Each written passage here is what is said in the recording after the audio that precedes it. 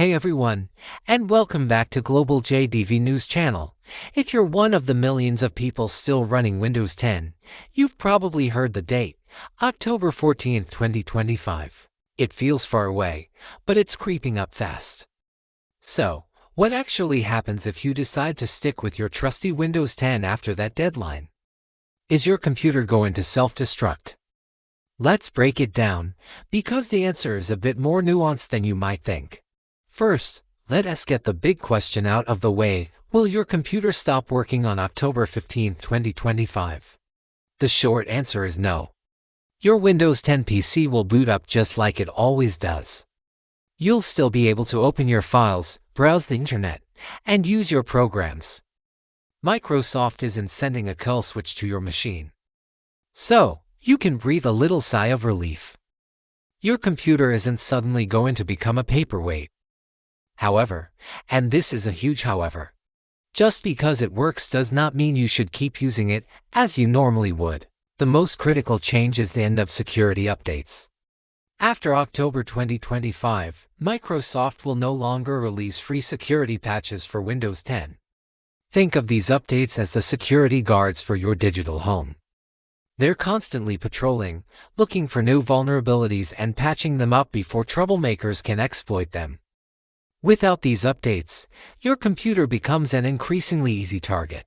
Hackers and malware creators are always searching for new weaknesses in software. Once they find one in Windows 10 after the support deadline, Microsoft won't be there to fix it for the general public. It is like leaving your front door wide open in a neighborhood where you know people are testing doorknobs.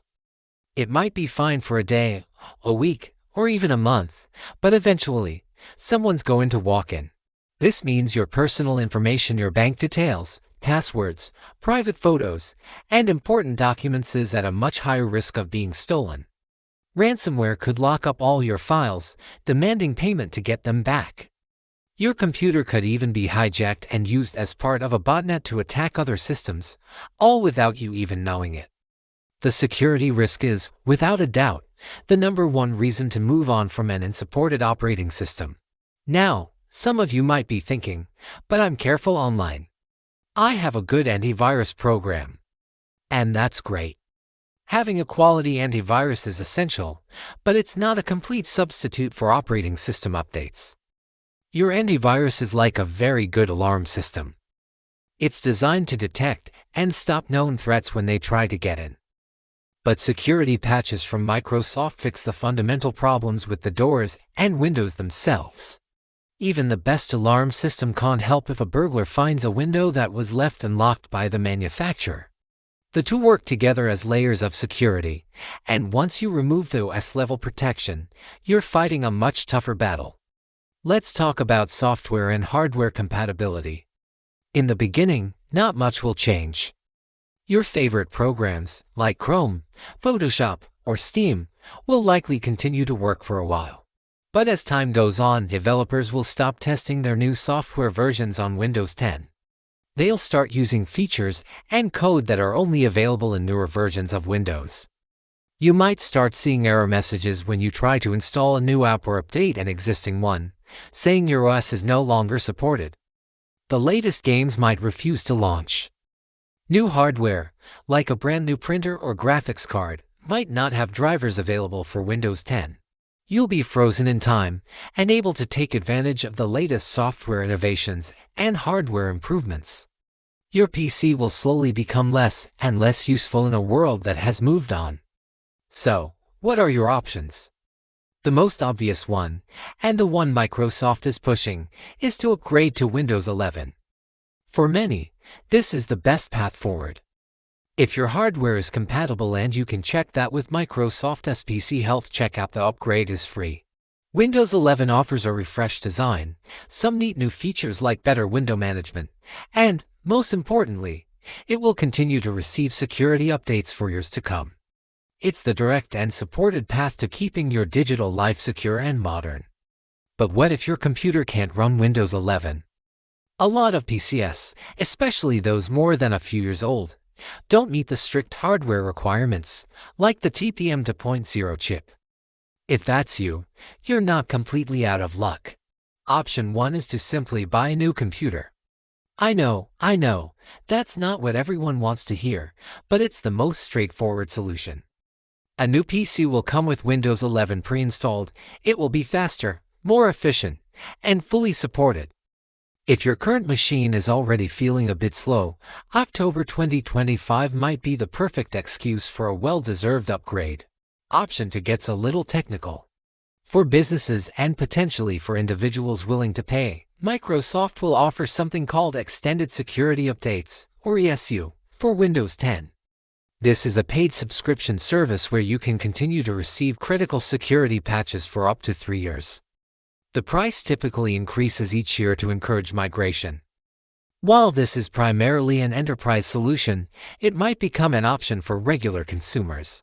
It's a temporary fix, a way to buy yourself some more time, but it's not a permanent solution, and it will cost you money. Option 3 is for the more adventurous and tech-savvy among you. Switch to a different operating system altogether.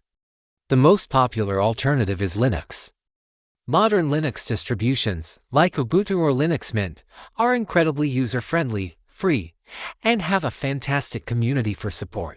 They have a reputation for being very secure and can run on a wide range of hardware, including older PCs that can't handle Windows 11. Many of your daily tasks, like browsing the web, sending emails, and watching videos, can be done just as easily. There's a learning curve, for sure, and you'll need to find alternative software for some Windows-specific programs, but it's a viable, long-term solution that can breathe new life into an old computer. Finally, there's the offline option.